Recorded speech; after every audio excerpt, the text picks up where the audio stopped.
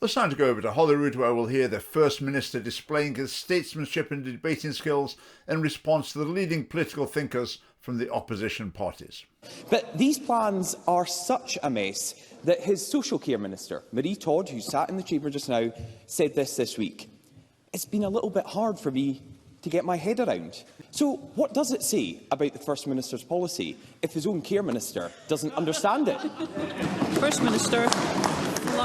It just goes to show how desperate Douglas Ross is when he starts with the personal attacks on me or indeed any of my colleagues. Thank you, members. Not on the substance, on the personal attacks from a man who is, of course, the least popular elected politician on these islands by any poll estimation in the entire country. And the best retort Douglas Ross has is I'm catching you up. You're still the most unpopular leader, elected politician in this country by quite a country mile, presiding officer. Or Douglas Ross is.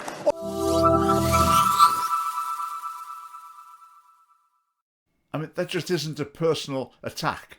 But having complained that it was a personal attack, Humza Yousaf then replies with, "You're the most unpopular." That's a personal attack. Now, if this was really a debate, then Douglas Ross would have come back the next time and said, hang on a minute, you complained I was making a personal attack when I wasn't, but then you really did make one. But you don't hear that sort of thing in the Scottish Parliament, because it's not really debates. They shouldn't call it a debating chamber. They're so highly prepared, they've got their next question lined up already in their notes, that they don't really respond to what the other person's said. I think Humza Yousaf's tone there was pretty unpleasant. He was quite angry and hurt. Now, I don't mind politicians getting a bit angry sometimes, but I'd like to hear them get angry about weighty matters of principle, not just because they're a bit hurt personally. Presiding Officer, it's just been announced that interest rates will go up again, meaning higher mortgages, all because of Tory economic chaos. This in the same week that the SNP launched their campaign for another Tory government. So can I ask the First Minister to put aside his party's self-interest and be honest? What is better for Scotland? They don't like the truth, Presiding Officer. So can I ask the First Minister to put aside his party's self-interest and be honest? What is better for Scotland, a Labour government or a Tory government? OK, fair enough. Interest rate hikes are partly a result of Tory policy. Yes. Which Tory policies? Well, one of them in particular, having lockdowns, exactly the same as Labour and the SNP wanted to do as well, and they may would have had even more. Now, to suggest that the SNP are campaigning for a Conservative government, well, that's really silly, isn't it? And what it's trying to get at is, if the SNP get lots of seats, that might end up with a Conservative minority government as a result. But to say they're campaigning for a Conservative government is just not true. It's puerile. And from Anna Sawa, that was a really bad question, because Humza Yousaf's reply is obvious, isn't it? First Minister. What's best for Scotland is independence, of course, because then we will have the powers in our own hands. And of course it is... Thank you. So that's Humza Yousaf's vision. If he and the SNP-led government could have control over the whole of Scotland completely, then Scotland could really flourish. Scotland doesn't need cruel, harmful policies imposed on it. Absolutely correct. I mean, Scotland can create such policies perfectly well itself. Cruel policies, look at abortion, for example. Now, I find it quite striking in the Scottish Parliament. I mean, basically no one talks about abortion critically, apart from John Mason. And when he does, it's in very, very restrained language. Yet in the Parliament, you routinely hear hysterical language about just run-of-the-mill political issues.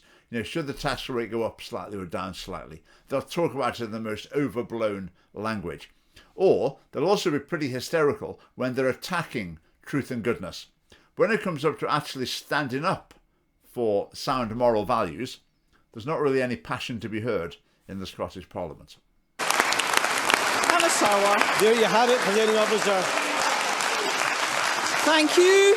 There you have it, Presiding Officer. Mr. You can't answer the question. Mr. Sarwar, we have visitors who have gathered to hear the questions and answers put. We have people tuned in across the nation who are also keen to do so, and I would be grateful, while I appreciate your passion and interest, that we try and behave ourselves with decorum. Mr Sarwar. I think you should be softer with them, Presiding Officer. It's the first time they've shown life in weeks, so we should appreciate the SNP backbenchers.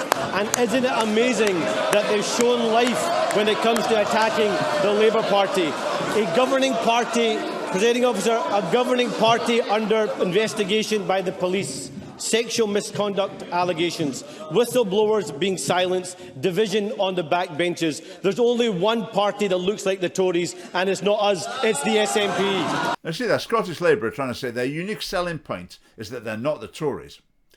But the problem is it's not a unique selling point, because the SNP try and make their unique selling point as well. Because in the moral system of Labour and the SNP, the highest principle is to not be the Conservatives. Whereas the Conservatives, what's their unique selling point? Well, their highest principle is to not really be Conservative either. Now, I know the First Minister is still trying to find his feet. I know the job can be quite confusing for him. But so isn't it the case that he prefers a Tory government because it's cover for his own incompetence? Well, let's say that was quite personal, mocking, sarcastic, out of order. They should treat each other with more respect. And Sarwar's come across as the nice guy so far, but none of that there. The way he spoke there to Humza Yousaf, I wouldn't do that. I wouldn't speak to a fellow politician in that sort of way. First Minister. You know what the SNP is interested in, Presiding Officer? We're not interested in just getting rid of the Tories for a little while. We want rid of the Tory governments forever. And the way we do that is, of course, for voting for independence. So does Humza Yousaf think an independent Scotland is going to be democratic? Is he claiming to be able to foresee every election result forever? I mean, if Scotland ever did vote for a Conservative government, would that mean they should rejoin the Union? So we are the most progressive party on these islands. But no, you're not. The Greens are even worse. I say to Anna Sarwar, I don't want rid of Tory governments just for 1 year, just for 5 years, for one election cycle. We want rid of Tory governments in Scotland for good. Anna Sarwar. Yet again, Presiding Officer, more interested in attacking Labour than getting rid of a Tory government. And again, it's interesting, Presiding Officer. It's really interesting. He didn't want to talk about poll ratings. He didn't want to talk about poll ratings with me. Why? Approval rating minus 12. Competent 22%, incompetent 40%, trustworthy 18%, untrustworthy 42%, strong 19%, weak 39%, doing well 19%, doing badly 44%, and the best of all, better than his predecessor 9%, worse than his predecessor 41%. A pale imitation of Nicola Sturgeon. I'm not sure if that's a compliment anymore. But the SNP and the Tories, two sides of the same coin, both wanting division, both wanting chaos, both wanting to damage Labour, both wanting a Tory government, all about saving their jobs, not acting in the interests of the people. Oh, Presiding Officer, I'm grateful even you had to step in to save the branch manager, of the Scottish Labour Party. So there you have it, the competing visions for Scotland laid out in all their glory. Alternatively, you can support the Scottish Family Party, our vision supporting and strengthening families, particularly so that benefits children, that would get to the root of a whole host of problems in our society. And education would break out of the current failed educational ideology and offer something new and better in every aspect of education, instead of just tinkering with it round the edges, which are the sort of thing that the Conservatives propose at the moment. We would want transformation. We would value life. We would uphold freedom. If they're the values you want to hear in First Minister's Question Time, then join the Scottish Family Party right now via the link below. Thanks for watching.